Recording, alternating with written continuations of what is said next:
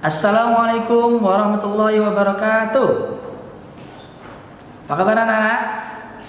Alhamdulillah, luar biasa. Allahu Akbar. Sehat semua ya? Alhamdulillah sehat. Bapak yakin kalian dalam keadaan walafiat dan terus semangat dalam belajarnya ya. Anak-anak, kita ketemu lagi di pelajaran fikih. Dan kali ini materinya sudah tahu dong? Iya. Ini khusus cowok nih sebenarnya nih, tapi tetap cewek tetap harus belajar juga. Sama seperti waktu itu tentang haid, itu kan khusus cewek, tapi cowok tetap belajar juga ya. Jadi kita akan membahas tentang khitan atau kalau yang kita kenal dengan sunat ya. Ya baik, cowok-cowok sudah sunat belum? Alhamdulillah sip ya. Kalau udah sunat semua, Bapak bangga sama kalian, berani namanya. Karena dulu ada teman Bapak sampai SMP masih nggak berani sunat, malu-maluin aja deh. Ya, iya harus dari kecil sunat itu. Ya, baik. Karena kalau kita nggak sunat, bisa jadi sholat kita nggak sah. Ya, makanya dengan kita sunat, insya Allah sholat kita sah. Ya, baik anak-anak ya. Ya, sebelum kita berlanjut ke materi tentang khitan, kita berdoa sama Allah. Kita mohon kepada Allah agar diberikan kemudahan dalam belajarnya. Ya. Al-Ahadini Al-Fatihah.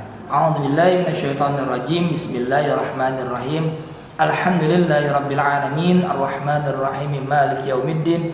Iyyaka na'budu wa iyyaka nasta'in. Ihdinas siratal mustaqim. Shiratal ladzina an'amta 'alaihim ghairil maghdubi 'alaihim waladdallin. Amin. Doa belajarnya Bismillahirrahmanirrahim. Rabbi zidni ilman nafi'ah warzuqni fama wasi'ah birahmatika ya arhamar rahimin. Amin ya rabbal alamin. Baik. Ya, langsung saja ya anak ya. Kalian boleh buka buku kalian di halaman 15. Sudah dibuka? Ya. Dan siapkan juga stabilo boleh, spidol kecil boleh, pensil atau pulpen juga boleh ya, untuk ditandain supaya belajarnya gampang ya. Baik. Sudah, kita lihat poin A, pengertian khitan. Khitan itu apa sih? Khitan itu memotong atau membuang ya. Jadi menurut bahasa, khitan artinya memotong atau membuang. Dan kalau menurut istilah syara, khitan itu adalah membuang atau memotong kuluf. Kuluf itu kulit ya. Di bagian ujung yang menutupi khasyafah. Khasyafah itu kepala kemaluan. Ya, yang laki-laki pasti tahu ya, kemaluannya ada kepalanya, itu namanya khasyafah. Ya, jadi Bapak ulangi, menurut istilah syara, khitan itu memotong atau membuang kuluf yang berada di ujung khasyafah atau di ujung kepala kemaluan laki-laki. Itu yang disebut khitan atau sunat. Ya, seperti itu. Nah, berkhitan ini termasuk mensucikan diri dari kotoran, ya seperti itu. Jadi di sini dengan memotong kulit yang menutupi khasyafah ini berarti kita menghilangkan kotoran yang biasa tersimpan di di ujung kuluf tadi itu, kuluf kulit kemaluan kalian yang cowok, ya. Jadi kalau orang yang anak-anak yang belum khitan ini, jadi tentu di ujungnya ada kulitnya. Nah, kalau kalian pipis atau kencing, itu masih ada sisa di situ. Karena itu harus dibuang. Ya, dibuang.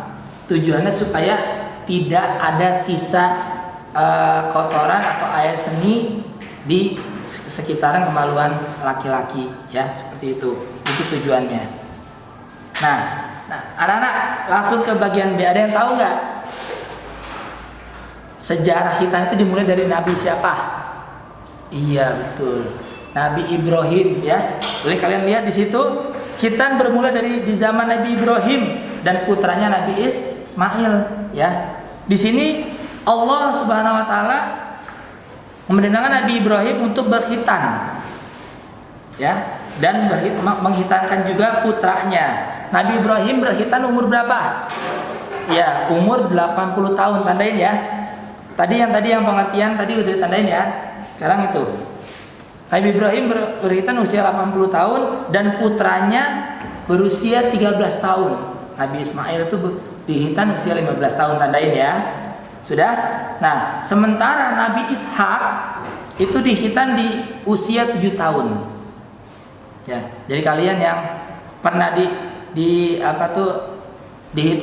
7 tahun kemarin, ya, itu berarti sama seperti Nabi Ishak di usia 7 tahun ya. Baik, anak-anak lanjut ke halaman 16 ya. Nah, di sini ada hadisnya nih ya. Ada hadis yang artinya sesungguhnya Ibrahim alaihissalam telah dihitan ketika ia berusia 80 tahun. Ya, hadis riwayat Bukhari dan Muslim. Nah, kemudian Nabi Ismail dan Ishak sampai kepada Nabi Muhammad SAW itu syariat hitan ya. Jadi dari Nabi Ibrahim ke Nabi Ismail ke Ishak terus sampai ke Nabi terakhir yaitu Nabi Muhammad SAW ya, hitan. Nah, di sini ada beberapa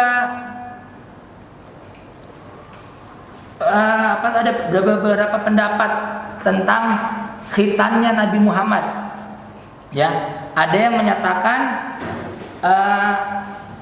dulu khitan Nabi Muhammad itu dihitan oleh kakeknya. Ya, di sini di buku dijelaskan dihitan oleh kakeknya sendiri. Ya, Abdul Muthalib ya, kakeknya bernama Abdul Muthalib. Tuh.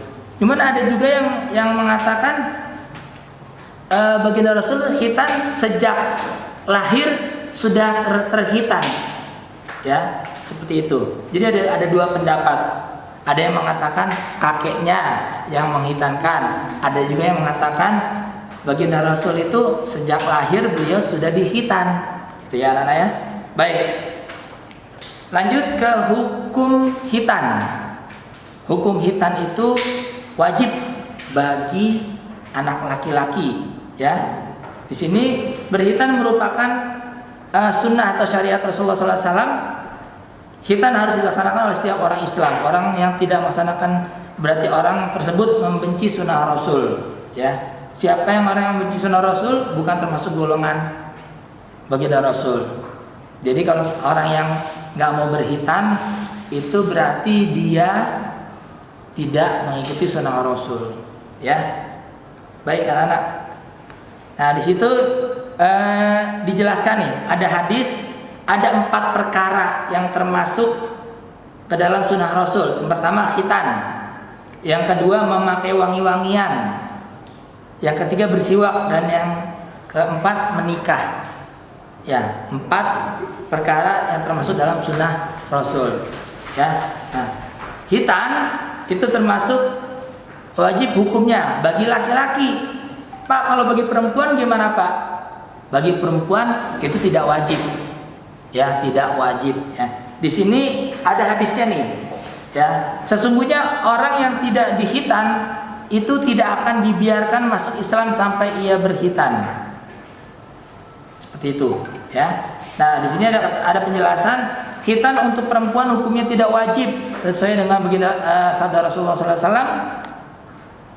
Abu Ayyub berkata Rasulullah SAW bersabda, khitan itu sunnah atau disyariatkan bagi laki-laki dan suatu kebaikan bagi perempuan. Jadi kalau seandainya perempuan yang baru lahir dihitan itu baik buat dia, tapi bukan suatu kewajiban buat perempuan untuk dihitan. Ya, memang biasanya kalau wanita itu sudah dihitan pada waktu habis lahiran. Nah, kalian nih yang cewek-cewek coba tanya sama mama atau bunda kalian.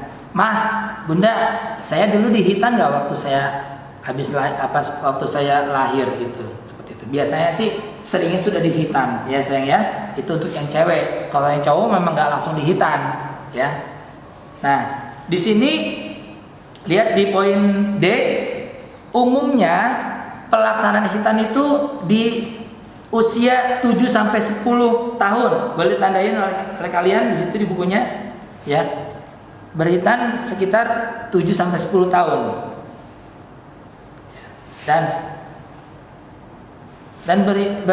di sini di paragraf selanjutnya berhitan sebaiknya dilaksanakan pada hari-hari pertama setelah kelahiran ya. Dengan demikian ketika anak telah masuk akil balik dan mengerti hukum agama, ia telah mendapatkan dirinya telah dihitan dan akan merasa tenang gitu. Ya, tapi kebanyakan orang Indonesia ini itu dihitannya di udah sekitar 7 sampai 10. Walaupun ada sih orang tua yang menghitan anaknya di usia masih kecil ada gitu ya. Tapi umumnya 7 sampai 10 tahun rata-rata mereka dihitan. Nah, di sini ada hadisnya nih. Hadis tentang hitan. Dari Jabir radhiyallahu anhu berkata Rasulullah SAW telah mengakikahkan Hasan dan Husain. Siapa dia? Hasan dan Husain adalah cucunya baginda Rasul. Ya, jadi baginda Rasul itu telah mengakikahkan cucunya Hasan dan Husain dan menghitani mereka pada hari ke-7 pada saat kelahiran mereka. Jadi baginda Rasul itu menghitan dan mengakikahkan cucunya itu di usia 7 hari. Ya, kalau kita nih orang Indonesia kebanyakan ya itu di usia 7 tahun, 8 tahun, 9 tahun, bahkan 10 tahun. Ya, bahkan ada juga yang sudah gede belum dihitan karena takut. Kalian nggak boleh takut ya. Dan bersyukur kalau kalian sudah dihitan yang laki-laki ya. Seperti itu. Nah, lihat di halaman terakhir hikmah hitan di halaman 18 ya, di poin terakhir. Ada beberapa manfaat hitan. Yang pertama, hitan merupakan bentuk pensucian orang Islam dari najis. Ya. Kemudian yang kedua, hitan merupakan salah satu sarana bagi kesempurnaan agama.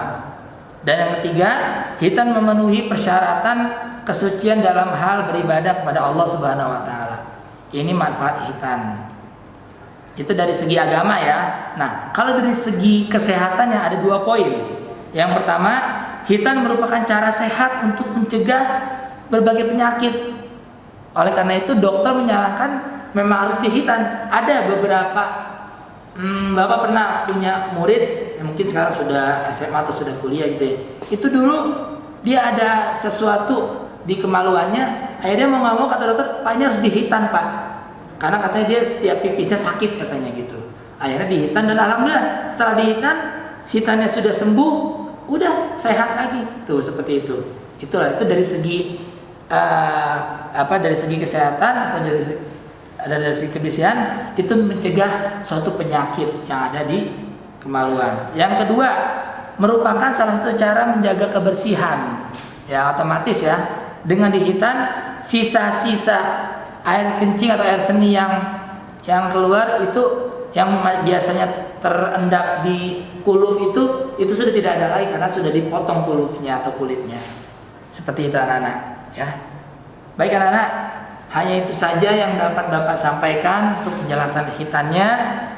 Mudah-mudahan kalian paham. Seandainya kalian masih bingung, ada pertanyaan boleh hubungi Bapak. Mau telepon boleh Bapak terima, mau chat Bapak juga boleh Bapak terima ya sayang.